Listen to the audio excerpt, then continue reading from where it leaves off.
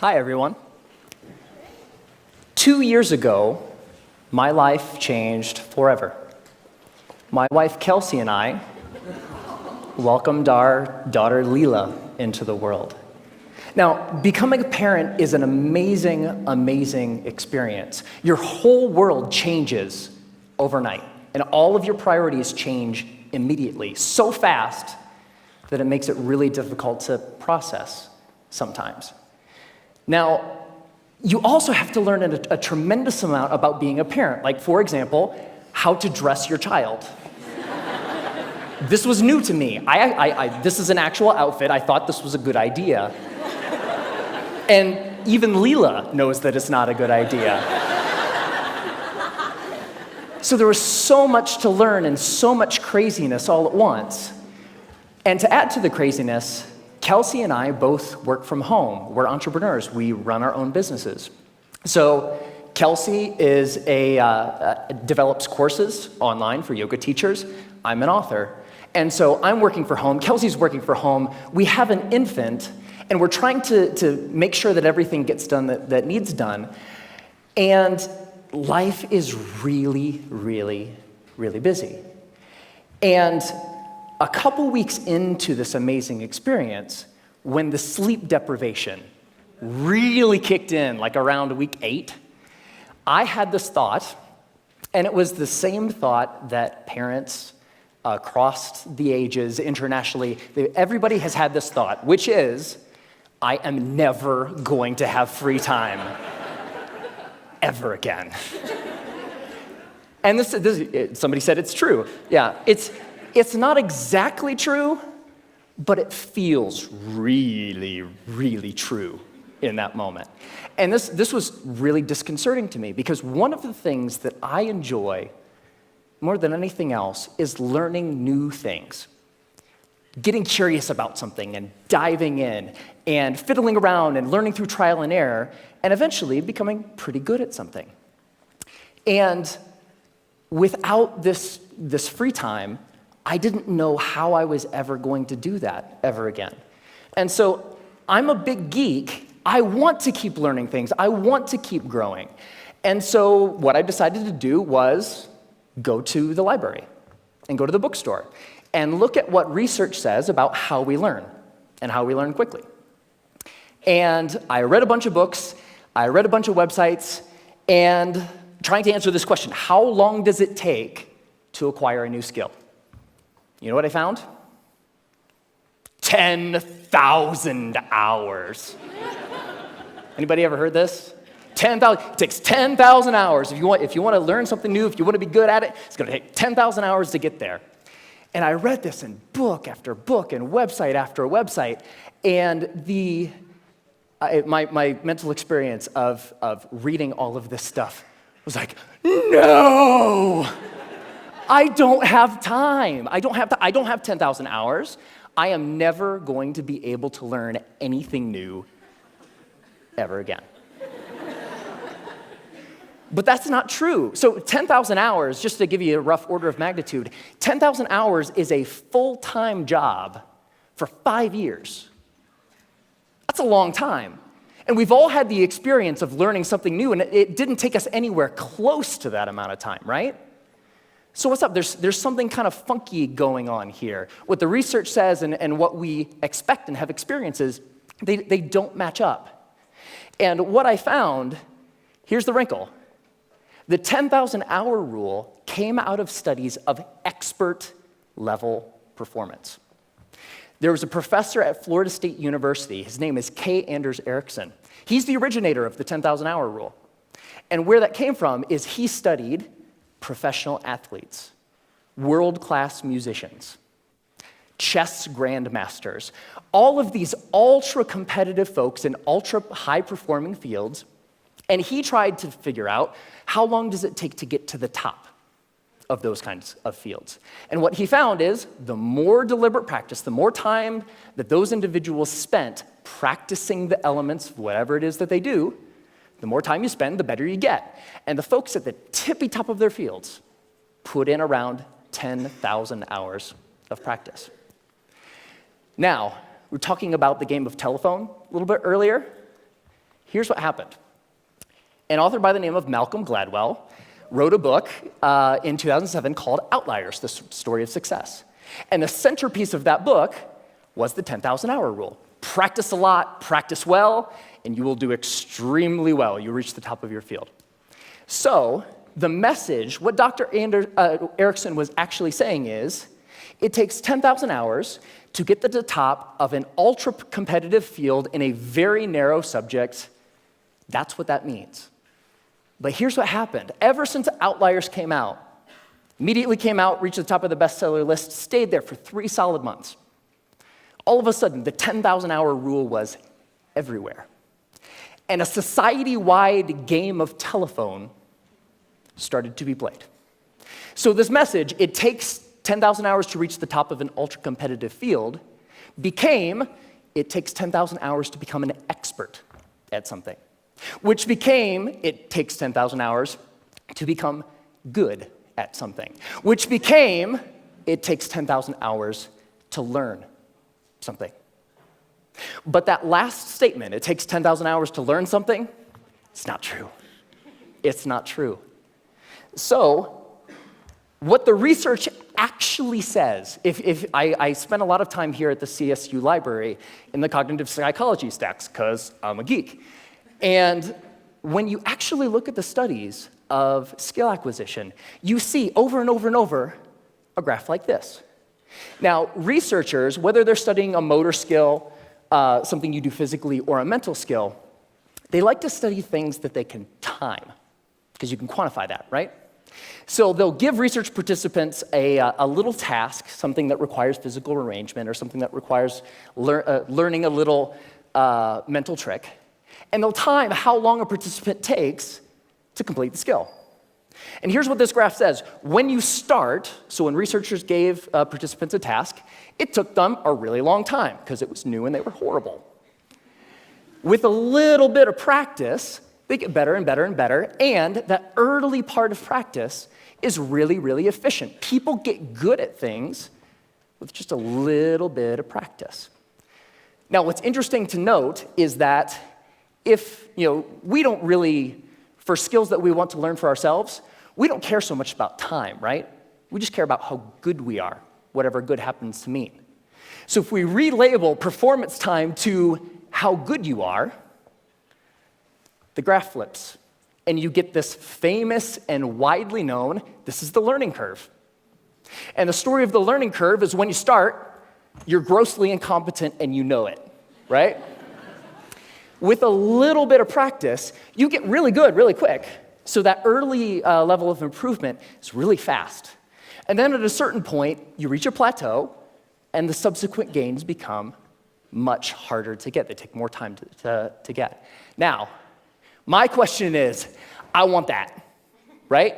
How long does it take from starting something and being grossly incompetent and knowing it to being reasonably good in, hopefully, as short a period of time as possible? So, how long does that take? Here's what my research says. 20 hours. That's it. You can go from knowing nothing about any skill that you can think of. Want to learn a language? Want to learn how to draw? Want to learn how to juggle flaming chainsaws?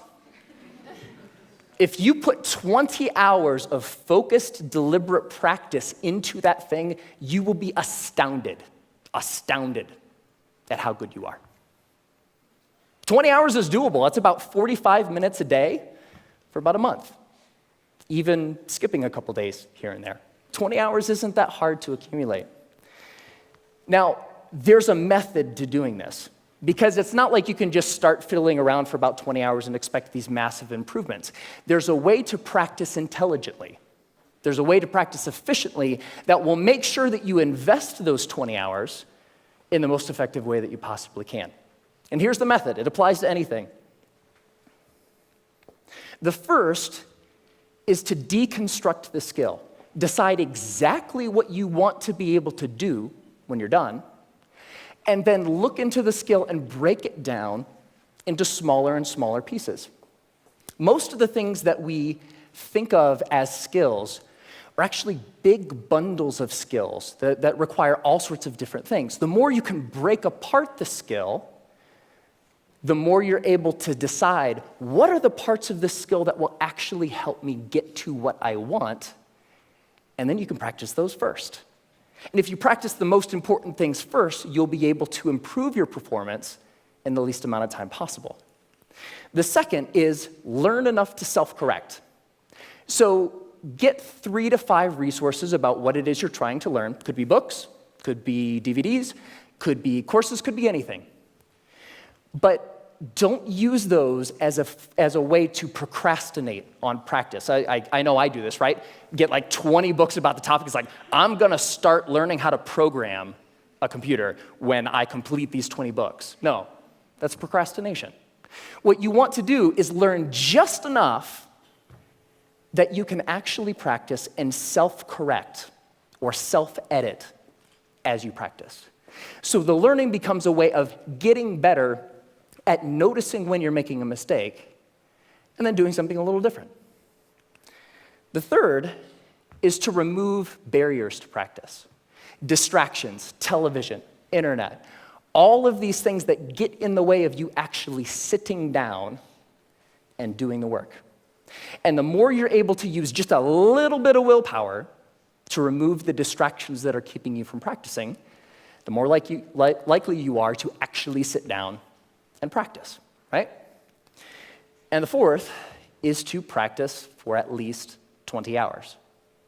Now, most skills have what I call a frustration barrier. You know, the grossly incompetent knowing it part. That's really, really frustrating. We don't like to feel stupid. And feeling stupid is a barrier to us actually sitting down and doing the work. So by pre-committing to practicing whatever it is that you want to do for at least 20 hours, you will be able to overcome that initial frustration barrier and stick with the practice long enough to actually reap the rewards. All right? That's it. It's not rocket science. 4 very simple steps that you can use to learn anything. Now, this is easy to talk about in theory, but it's more fun to talk about in practice. So one of the things that I've wanted to learn how to do for a long time is play the ukulele. Has anybody seen Jake Shimabukuro's TED Talk where he plays the ukulele and makes it sound like he's like an ukulele god? It's amazing. It's like I saw that. It's like, that is so cool. It's such a neat instrument. I would really like to learn how to play. And so I decided that to test this theory, I wanted to put 20 hours into practicing the ukulele and see where we got. And so the first thing about playing the ukulele is in order to practice, you have to have one, right? So I got an ukulele, and my lovely assistant, thank you, sir. I think I need the cord here. It's not just an ukulele, it's an electric ukulele. Yeah. So the first couple hours are just like the first couple hours of anything. You have to get the tools that you're using to practice. You have to make sure that they're available. My ukulele didn't come with strings attached. I had to figure out how to put those on. Like, that's kind of important, right? And learning how to tune and learning how to make sure that all of the things that need to be done in order to start practicing get done, right?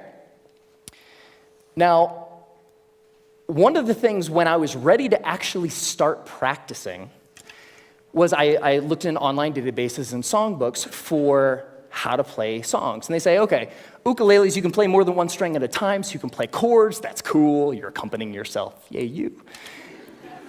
And when I started looking at songs, I had an ukulele chord book that had like hundreds of chords. I was like looking at this thing, like, whoa, that's intimidating. But when you look at the actual songs, you see the same chords over and over, right? As it turns out, playing the ukulele is kind of like doing anything. There's a very small set of things that are really important and techniques that you'll use all the time. And so in most songs, you'll use 4, maybe 5 chords, and that's it. That's the song. You don't have to know the hundreds as long as you know the 4 or the 5. So while I was doing my research, I found a wonderful little medley of pop songs by a band called Axis of Awesome. And somebody knows it. And what Axis of Awesome says is that you can learn, or you can play pretty much any pop song of the past 5 decades if you know 4 chords. And those chords are G, D, E minor, C. 4 chords, pump out every pop song ever, right? So I thought, this is cool. I would like to play every pop song ever. So that was the first song I decided to learn, and I would like to actually share it with you. Ready? All right.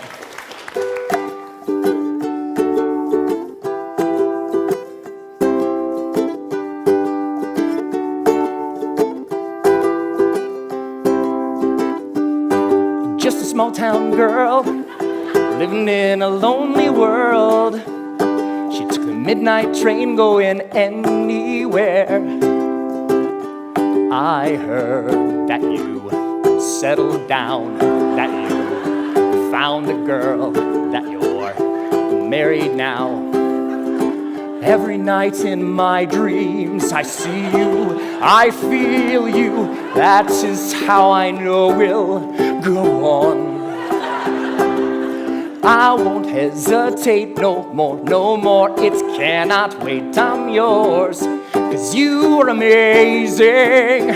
We did amazing things. If I could, then I would. I'd go wherever you will. And can you feel the love tonight? Can I live with or without you? When I find myself in times of trouble, Mother Mary comes to me. Sometimes I feel like I don't have a partner. No woman, no cry, mama, this surely is a dream. I come from a land down under. Once a jolly swag man camped by a billabong. Hey, I just met you, and this is crazy, but here's my number, so call me. Hey, sexy lady, whoop, whoop, whoop, whoop, whoop 'em Gangnam Style. Time to say goodbye. Closing time. Every new beginning comes from some other beginning's end.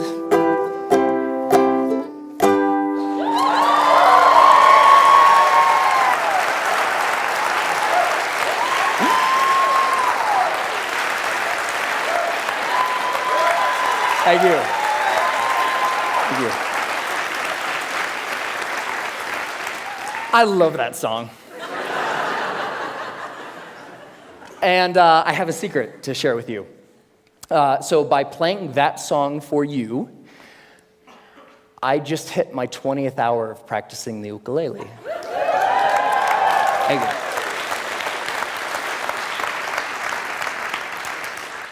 And so it's amazing, pretty much anything that you can think of. What do you want to do? The major barrier to learning something new is not intellectual. It's not the process of you learning a bunch of little tips or tricks or things. The major barrier is emotional. We're scared. Feeling stupid doesn't feel good. In the beginning of learning anything new, you feel really stupid. So the major barrier is not intellectual, it's emotional. But put 20 hours into anything. Doesn't matter. What do you want to learn? Do you want to learn language? Do you want to learn how to cook? Do you want to learn how to draw? What turns you on? What lights you up? Go out and do that thing. It only takes 20 hours. Have fun.